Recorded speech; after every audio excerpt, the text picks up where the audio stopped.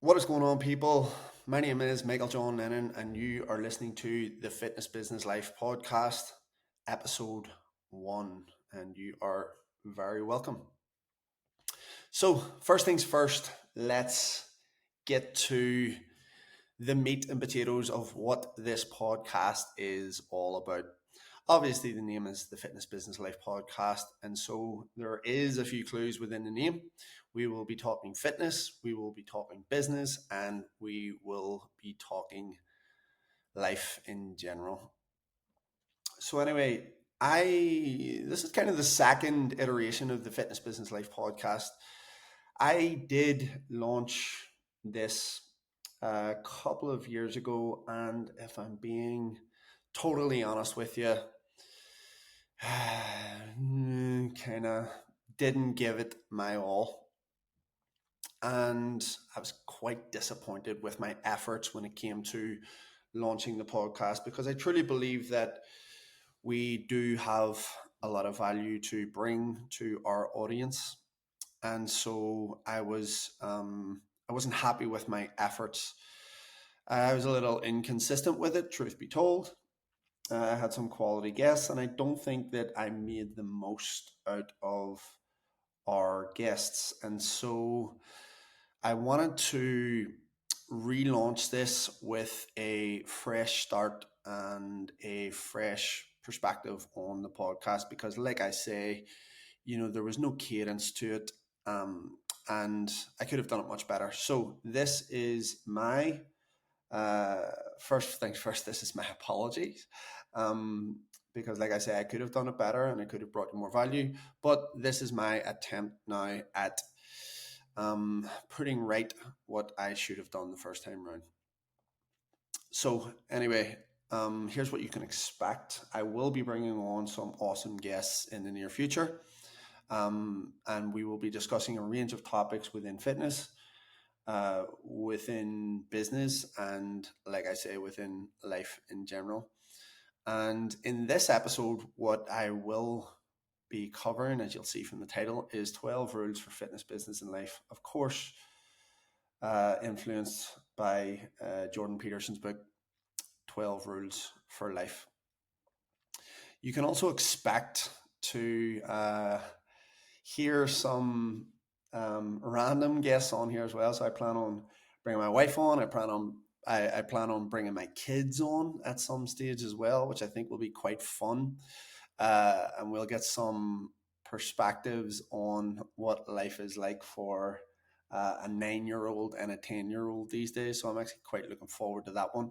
But to open up the podcast, what I'm doing is sharing 12 rules for fitness, business, and life. And these, I mean, I've been kind of thinking about these for like the last few weeks. Not the last few weeks. I mean, some of them are genuine principles that I do follow. Some of them I kind of picked up as I was doing some research for the first episode of the podcast because in all honesty, I was kind of a little bit stuck on what way I wanted to open this thing up.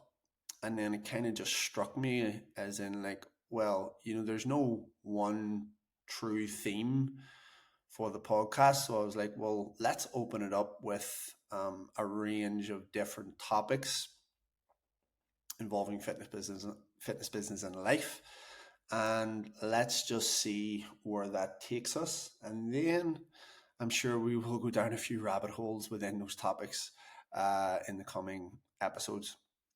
So, anyway, let's get down to it. 12 rules for fitness, business, and life. And we're going to start off with fitness because I'm assuming that a large part of my audience are within the fitness industry or at least interested in the fitness industry.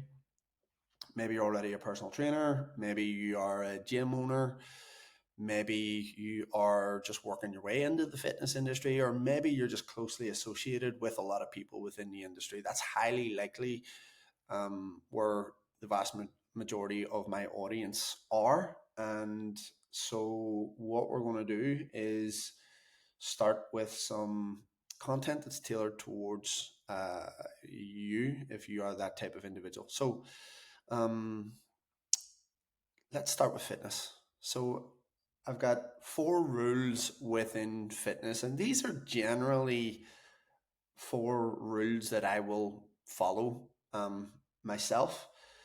And I just thought I would start by sharing these with you. So, rule number one, movement quality first. And what do I mean by this? I always tell people that you cannot bypass movement quality.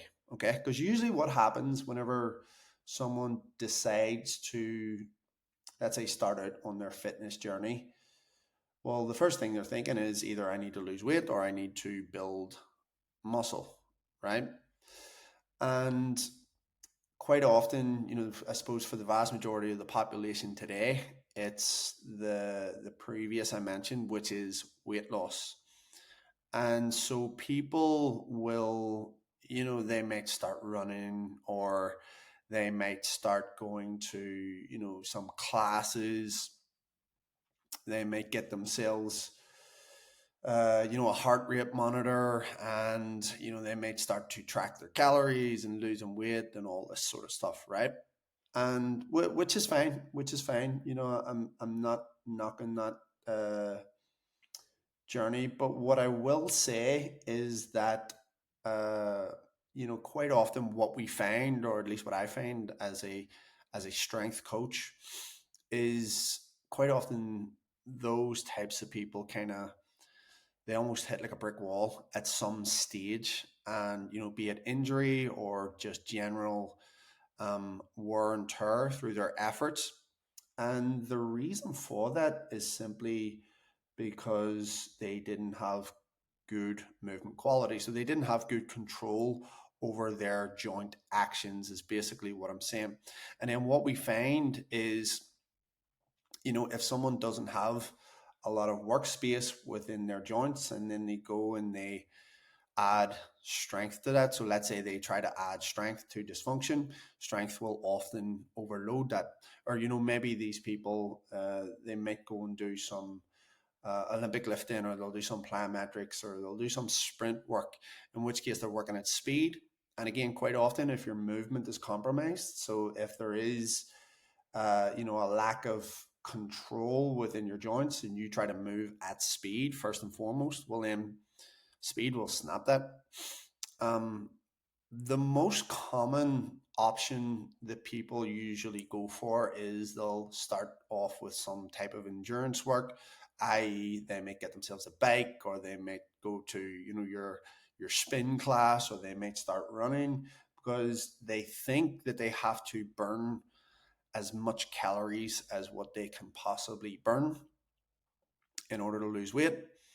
And so what I always say to people is, if you can imagine, let's say you don't have much in terms of prerequisite hip mobility, and then you go and you start doing 10,000 reps, right? As in, like, let's say you go for a run and your hip moves into flexion 10,000 times.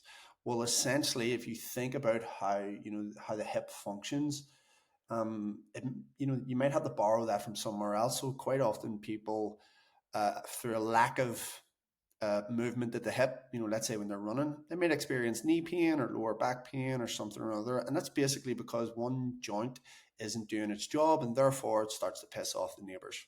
And so what we find is that endurance will quite often wear down a lack of movement quality over time. And so for me, the answer always comes back to movement quality first, movement quality over everything. And then once you have gotten a good grasp of that, then you start to add strength, which again, for me, I would suggest to people to prioritize over weight loss. The most up to date recent studies suggest that building muscle is much more important than losing body fat. Okay. And I don't want to get into that in this episode, and I'm sure we'll bring on some guests in the future who will um, go into a lot more detail on that front. But as I say, the most up to date research suggests that. So, movement quality first, then we add in strength, then we look at speed, and then we start to look at endurance after that. And that's kind of how I personally look at movement, and let's say look at fitness.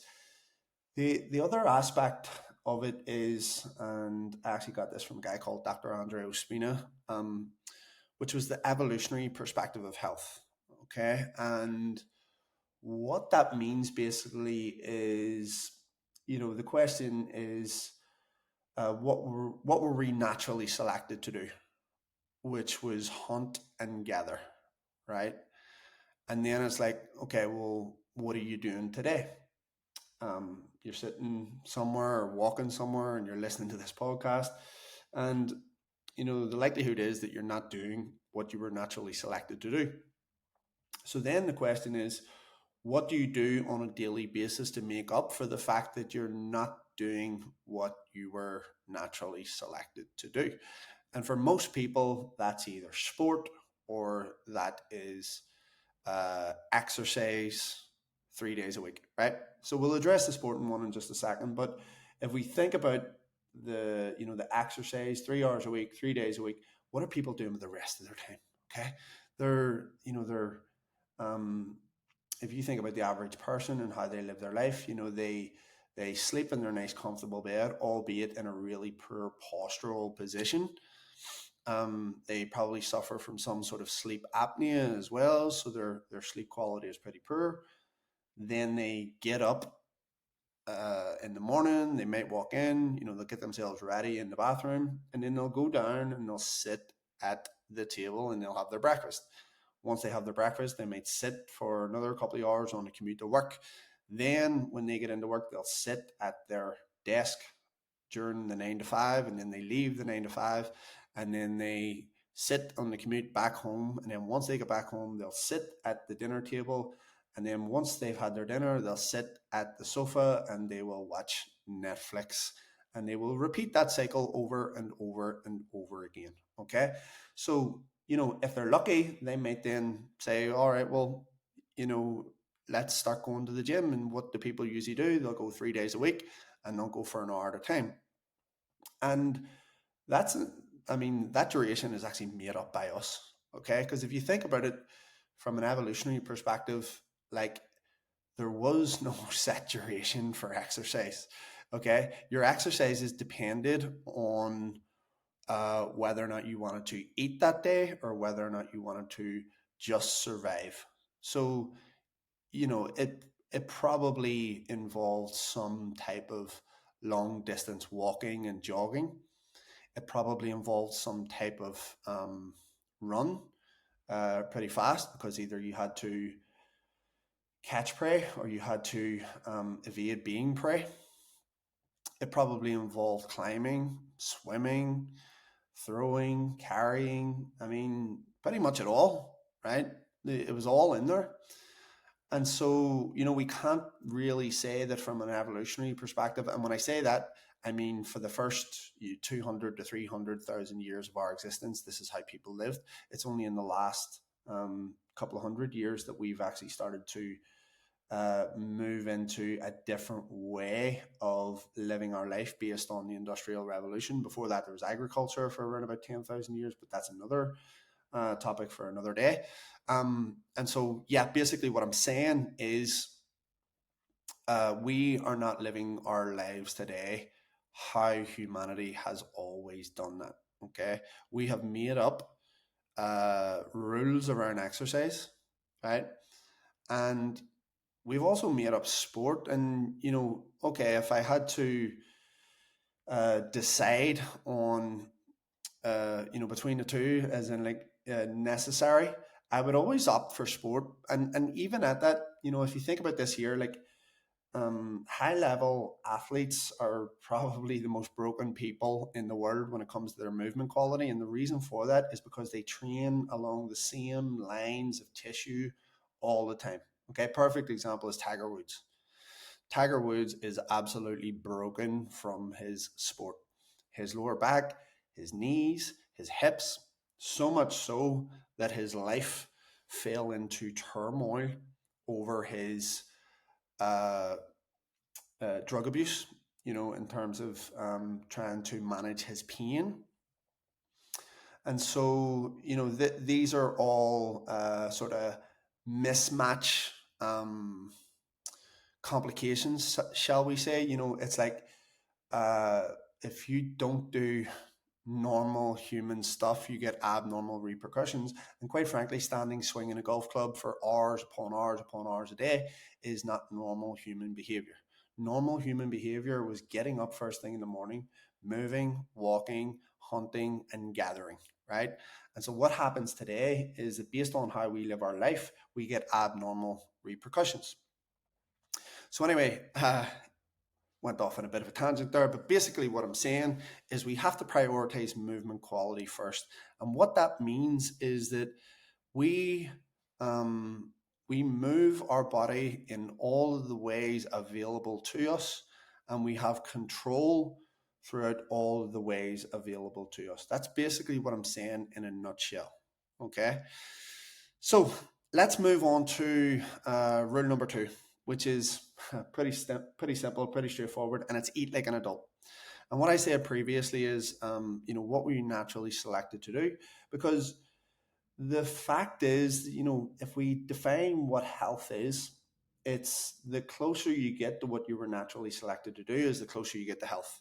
And the further you stray from that is the further you stray from health. And um, that also comes into play when we're talking about nutrition as well. So the further you stray from what you were naturally selected to eat, the further you will stray from health. Now, a big problem with today's society is that people get upset over what another person eats, right? It's like, oh my God, like we have very little problems in the world if you're worried about what other people are eating. At the end of the day, it's like, people, there's some people who do nothing but eat meat, which is unsustainable, if you ask me. There's also some people who refuse point blank to eat meat. Um, I mean, there's just all of these crazy, insane ideas whenever it comes to nutrition. And it becomes then such a complicated subject because,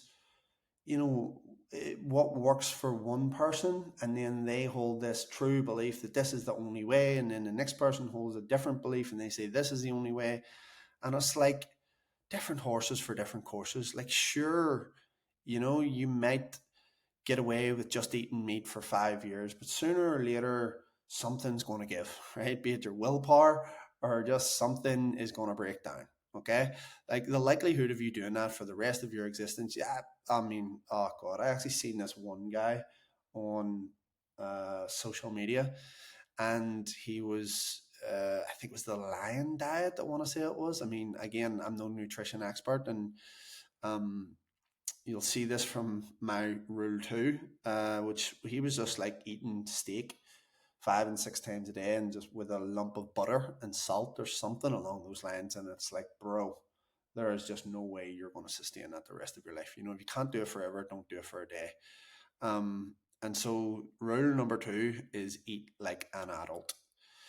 If you think, I mean, if you think about, so dogs have no impulse control, right? And it's like whenever you see people and they struggle to contain themselves around food, it's like, are you on par with dogs? Like, is that the level of your consciousness? Like, you're a fully grown adult. And again, I always look at it from a macro level, as in, like, if we were hunter gatherers, like that food is not readily available to you.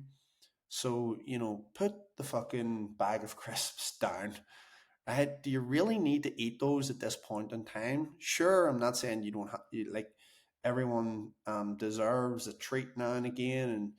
And again, what I will say on that is just make sure you've earned it. But there's some people that are just so compulsive when it comes to their nutrition. And it's almost like, listen, like I say, dogs have no impulse control. Children have no impulse control, right? And both of those shit on the carpet. Like, you're an adult, are you are you going to operate in the exact same way? It's like, come on, get control of it here. One of my friends, and people talk about emotional eating, and one of my friends and an old mentor of mine used to say to me, because he also had a friend who was, let's say, an emotional eater, whatever that means. And he used to say to him, "Don't stuff your face, face your stuff." Right? And sometimes that's what it comes down to. It's like, deal with the thing head on, and stop turning to, comfort. Because, yeah, I mean, as great as modern day living is, I think sometimes there's a dichotomy to the level of comfort that we live in, having food readily available and having all of this stuff available to us. Like, our ability to delay gratification is practically zero these days.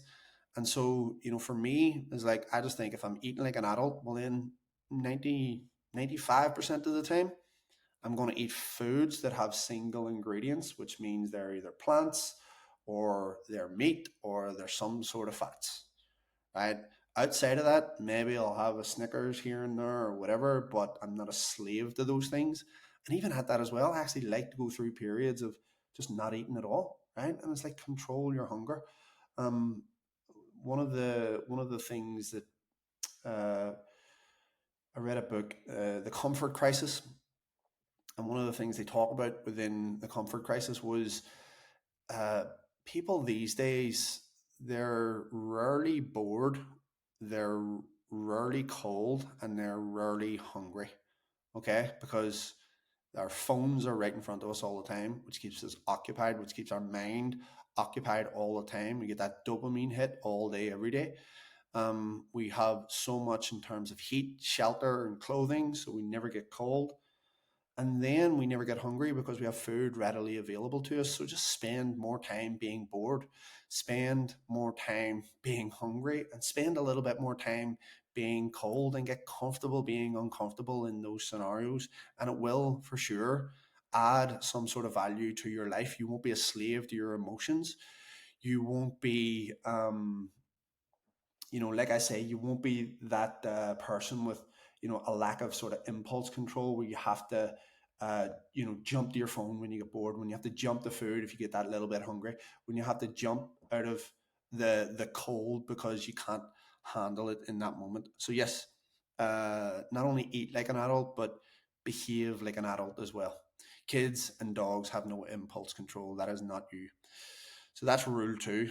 Rule three is be adaptable in fitness. I believe that human beings, we are not meant to stress the same lines of tissue all the time. And going back to rule one, movement quality first. Well, we have to be adaptable in all situations, because this is what fitness is for me.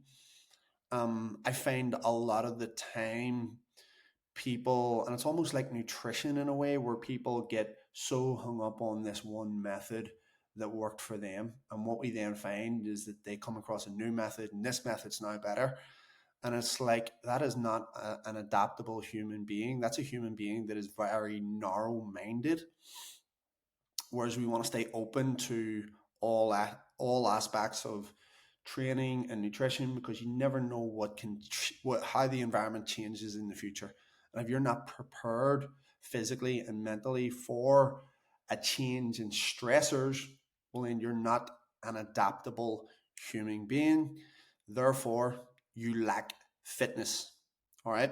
So, when I say adaptable, what I mean is that you can lift heavy shit, you can move well, you can move fast, you can run for miles, you have a good engine, you can fight if necessary. Like, you've got all of the attributes. Not you don't train along one line. It's not like just squat, bench, and deadlift is the only thing that you will ever do.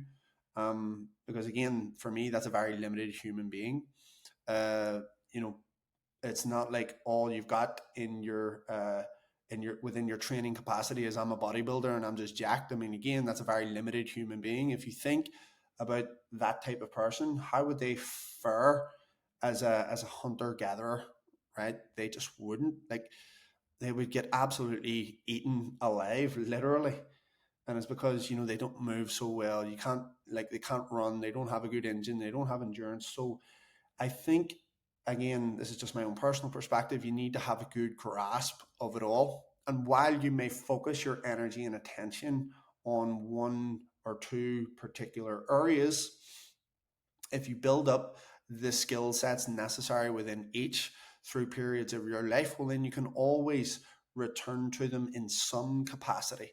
But if you've never been for a jog in your life, and then for whatever reason you're called upon to jog somewhere in some way, shape, or form, again, that's a limited human being. If you have never been in the weight room, or you've never shifted any kind of tonnage in your life, and then you're called upon to be strong in a certain moment, again, that's not an adaptable human being. And that's what fitness is. Okay, that's what fitness is to me. So be adaptable. Rule number 4 then in fitness is test yourself. Okay. um I started out life as an amateur boxer, and played a bit of soccer and stuff when I was a kid, but I wasn't that good. And I was always just more fond of like combat sports. I didn't like relying on other people to win. I wanted to be in control of my own outcomes. And so for me, I always turned to combat sports, and I always tested myself in combat sports. And even though I didn't always come out victorious, for me, the most important thing was to test myself and see how much I could progress year in, year out, session to session, whatever it is. Um, so I started out as an amateur boxer, and I had around about, I want to say, around about 80 or so amateur contests. And I stopped boxing them whenever I was about 24, 24. Yeah, just before I got married. And then I started competing in kettlebell sport, which, uh, ask anyone who competes in that sport, it is pretty brutal on the body. And uh, it's pretty demanding in terms of uh, cardiac output. And I would actually suggest that it's more demanding than boxing and jiu-jitsu, which is what I now compete in now, today. And I competed internationally in kettlebell sport. I was testing myself there. I swore I was never going to compete again, but then I fell in love with jiu-jitsu, and so I'm testing myself again, testing myself at white belt, testing myself at blue belt. And it's like, all right, you may not come out victorious in whatever it is that you want to do, but at least get on the platform, at least get on the mats, at least get in the ring. And so you'll know, and even if you don't come out victorious, you'll still have that experience behind you, and you'll be able to recall on that experience in future, and it will give you contrast as to whether or not you're improving or what you need to improve on, right? But at the end of the day, if you're not in, you can't win. So whatever it is that you're doing when it comes to your training, maybe you are, maybe you've taken up running, in which case then let's, get on that next half marathon. Maybe you've taken up triathlon, in which case then get yourself involved in a sprint triathlon. um, Maybe you've just generally taken up strength training, in which case then get on the platform, start competing in powerlifting. And it doesn't matter who else is there. What matters is that you are testing yourself and that you are able to measure your progress. So that's my 4 rules whenever it comes to fitness. Movement quality first, eat like an adult, be adaptable, and test yourself. Whenever it comes to business, then, um, here's the 4 rules that I come up with during the week. Rule number 1: put people first. I think that there are too many entrepreneurs out there who would be willing to let their team down if it meant their own success. They would be willing to let other entrepreneurs go bankrupt if it meant their own success. Like they would be just willing to chop down every other business out there if it meant them getting ahead. Right. And that is a zero sum game.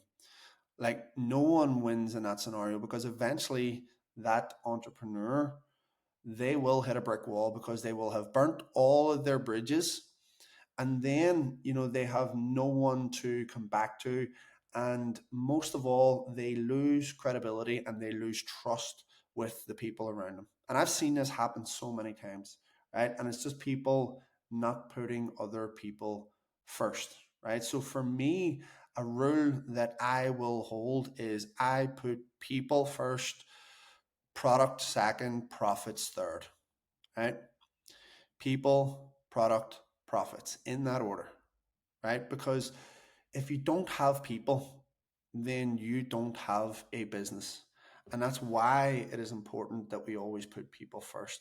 And even for yourself, even just for your own self-esteem, your own integrity, like, it's for me, I don't know, I just can't do it. Like I've seen so many people do it in the past in scenarios where they have sunk someone else to get ahead, and it always comes back to bite them. Like it always, and people have done it on me as well, by the way.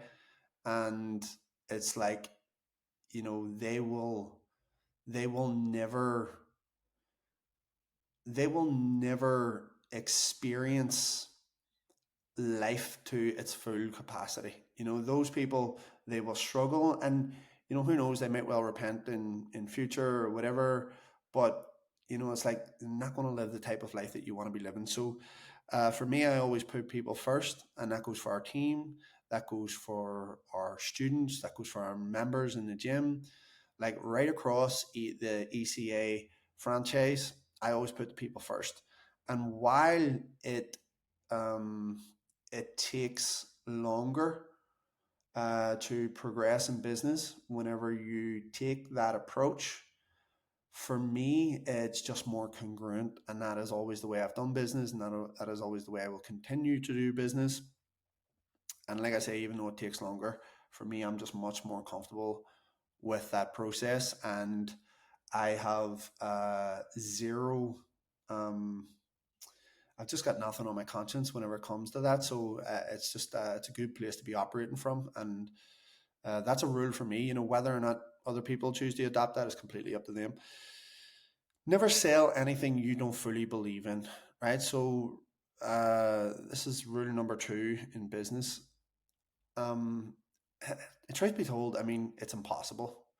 You might well, if you think about the scenario where someone sells another person, let's say a car that has some underlying issues. Maybe there's something's going to go. What is it? The fan belt, the flux capacitor, is going to go in 30 or so miles, and then they sell that car on, and the car breaks down 30 miles after the buyer takes it, and the seller knew. Um, that person, although they may make the short term sale, they will lose over the long term, because now the person who bought it, it's a small world today. They're going to go on to social media. They're going to tell everyone about it. They're going to have to deal with all of the hassle of the person coming back to them. They won't get the referral, so they won't get another sale from that person. And again, I'm just using a car as an example, but this happens in pretty much every business. Like if you sell something to someone that you don't truly believe in, and they don't get the value from it that they want from the product or service. And while you might have made the sale up front, there is a negative impact from that happening. Okay, so there's a ripple effect, there's consequences that come from that.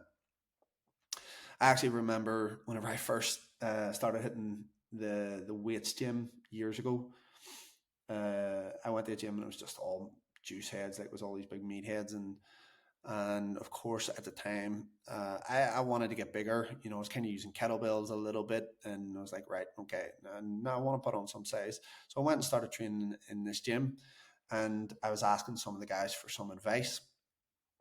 I definitely wouldn't ask for their advice now today, but I was young, I was naive, and so I started asking them for some advice. And some of these guys were like, "Oh, you need to be taking protein, you need to take this, and you need to take that." And yeah, I'm pretty sure one of them definitely would have sold me some some acai, uh,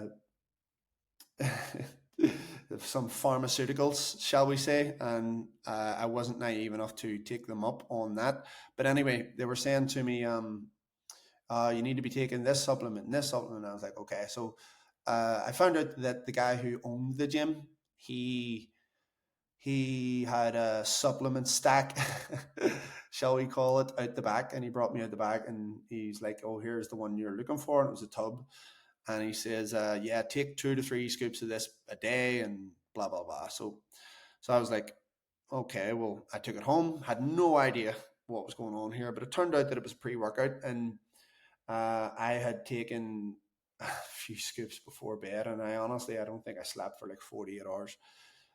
Some pretty heavy stuff, and he probably uh, laughed himself to sleep that night while I was rolling around the bed, itching my face. And while he made the short term sale, I cancelled my gym membership. I never bought supplements off him again, and I didn't go back. Right. So it's like, in that moment, had he said to me, "Look, kid, here's what you need to know. This is what this is. This is what this is." I assume that he just didn't have any protein at the time, and he was just looking for the quick sale, and so he started selling me some pre-workout, and he just wanted the 40 quid or whatever it was at the time.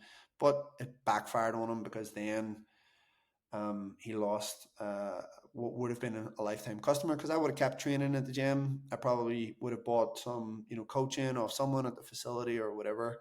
And you see, this is what I mean. It's like, always do the right thing by the customer. Never sell anything that you don't believe in, even if it means you taking a short term hit. So be it, right? Because there's there's a thing called auto suggestion, right? And I actually got this from Think and Grow Rich by Napoleon Hill. Is like, no matter what, people will always know anyway, and if they don't know up front, well, then they'll find out eventually. Okay, so it's like, imagine someone rings you up on a cold call and they're trying to sell you shit. Like, rarely do you ever take that call, because it's based on commission, and that they don't have your best interests at heart. So that's auto suggestion. Like, you already know what's going on. Like, intent has a scent. And so if your intent is not to do the right thing by the customer, well, then for me, that rule is never sell anything that you don't believe in. Rule number 3 in business is deal with problems right away. Do not procrastinate on the things that are at the forefront of your mind. And listen, total transparency here. We've all been guilty of this. We've all suffered from manana syndrome, where we're like, "Oh, I'll put it off, I'll do it tomorrow," right? It's like, no, do it right now. It's called a production pivot. So what you do is you use the trigger. So the very second that you hear yourself, or you recognize yourself thinking, "Oh, I'll do it tomorrow," it's like, no, you do it right now. So what I do on this front is, let's say I've been putting off a meeting, or I've been putting off making an important phone call, or ringing or whatever it is. I schedule it in with the person. And therefore, once I have done that, well, then I will go to great lengths not to let this person down in that moment. Like, I will use that sort of public accountability of me messaging them. So it's like, maybe we got so much going on in business on any given day, but maybe I'm like, I have to have an important conversation with my accountant. And again, I'm just using an example here, and I'm like, oh, I'll message him tomorrow, and we'll get that sorted. As soon as I recognize myself saying that, I just pick up my phone, I open up my WhatsApp or Messenger or whatever it is, and I send my accountant a message and say, hey, what's going on? Are you free tomorrow so we can have a chat? So therefore, I have laid out, I've set the expectations of, hey, we're going to have a chat. He will know what's going on, and I will not let him down then. Um, and so that's my accountability to make sure that that call happens. So anytime I find myself procrastinating on doing something, I just schedule the meeting, and I know that I won't then bail on the meeting, and therefore we move things ahead. Like I say, it's called a production pivot. So as soon as you recognize yourself putting things off until tomorrow, you use that very second as the trigger to take the action necessary, and therefore you don't give yourself an opportunity to procrastinate. So deal with those things right away. Rule number 4: bigger is better in business, right? So it's the exact same level of stress, it's the exact same level of anxiety. It is like, from a biological standpoint, like all the emotions and frustrations and stress and anxiety and the just the general emotional roller coaster that is business.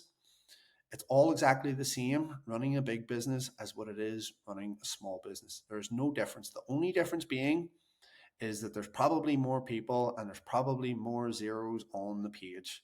But if you think about that, I mean, as long as you prioritize the people, as I said earlier on, well, then the zeros on the page will likely take care of themselves. Okay.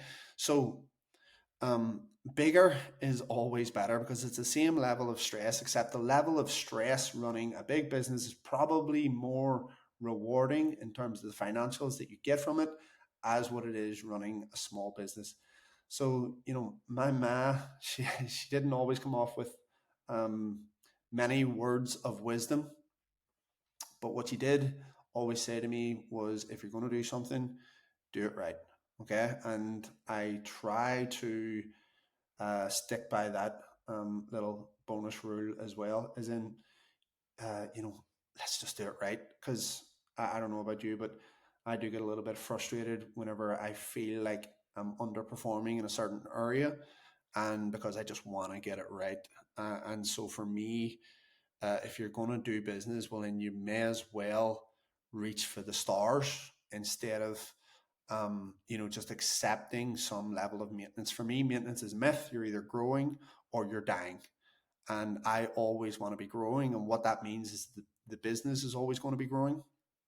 And yes, as your business evolves and as things start to scale, it does become more demanding. But you evolve in terms of your skills, traits, and beliefs, and therefore you evolve as a person, you develop as a person, and you learn to manage the bigger business through time.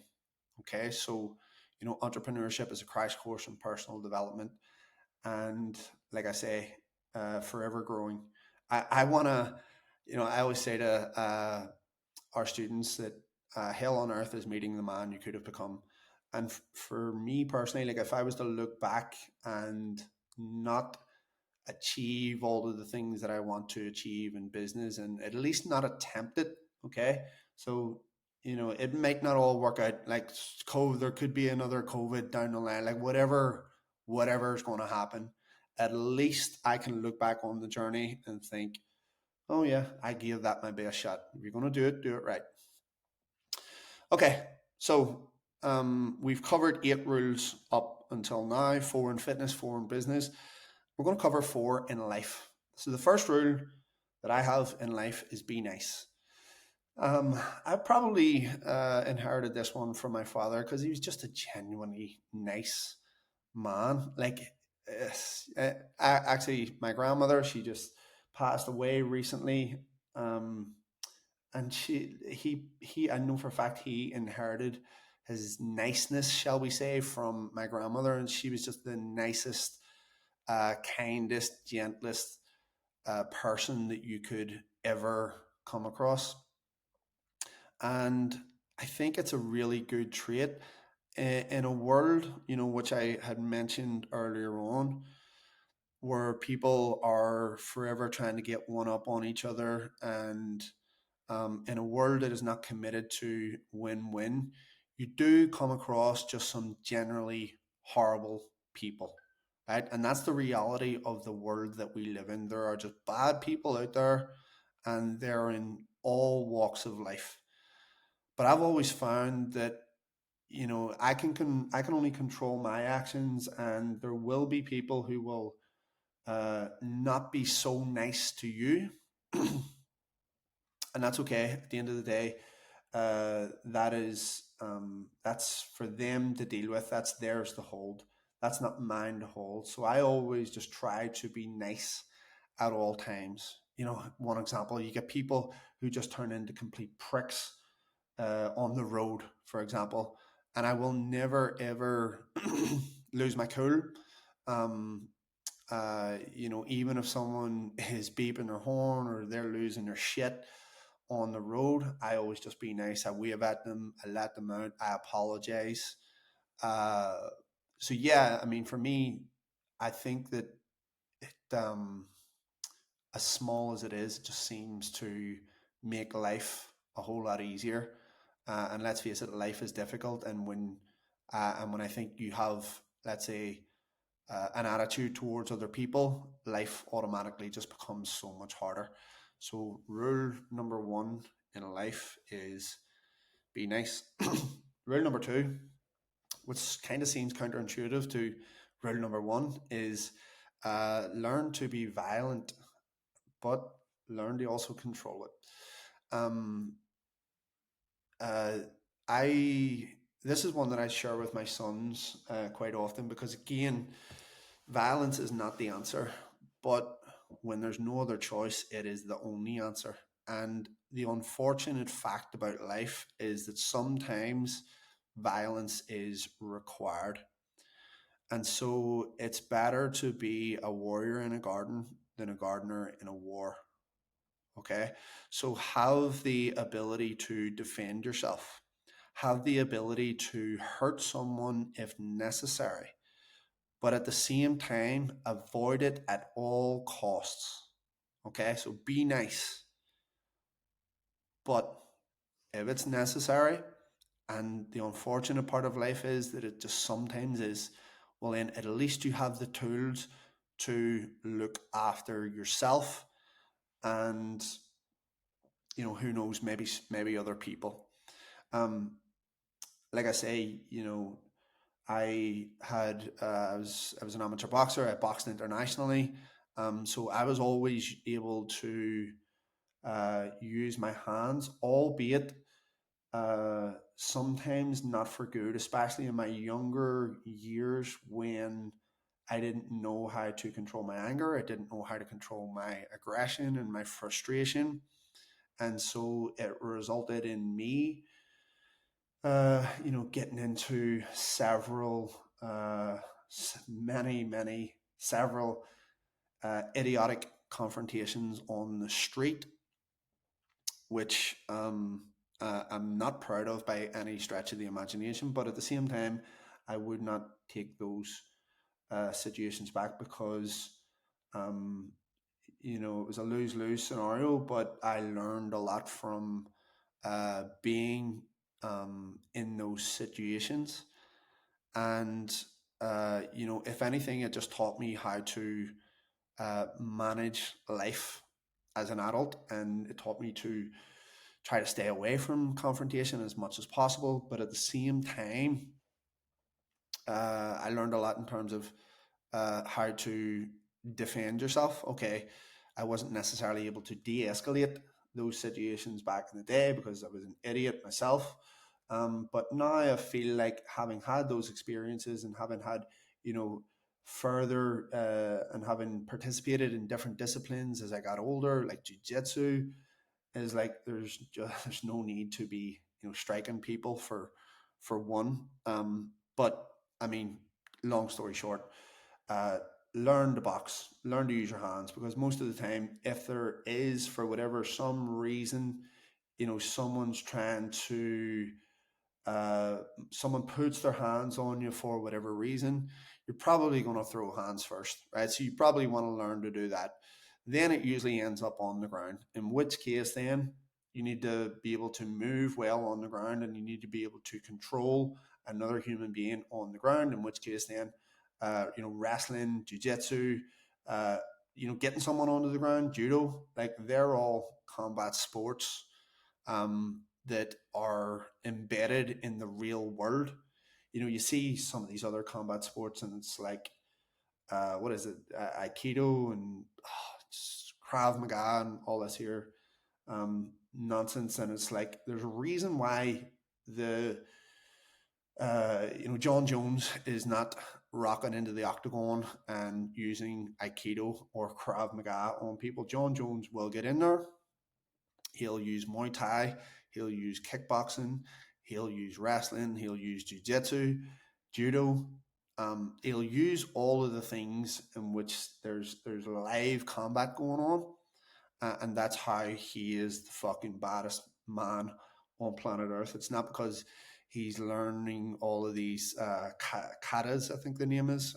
I'm probably wrong on that one, but like I say, learn those martial arts, because who knows, someday, like I say, you might need to.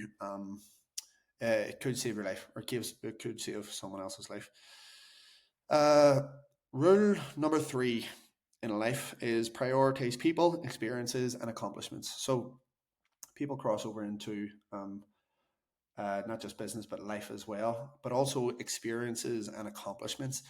I quite often find that uh, it's quite sad to me, but people, it's almost like they die at 25 years of age. They just kind of accept that life just is. They're living their life based off decisions they made when they were 18 years of age. Maybe they got into some sort of corporate job. They work in their 9 to 5. They get 3 weeks holiday a year, and they've kind of just accepted that this is going to be their life until they retire and they get their pension, and they hope for happiness at that stage. And the question that I always ask is like, what if what if you get there and you're not happy?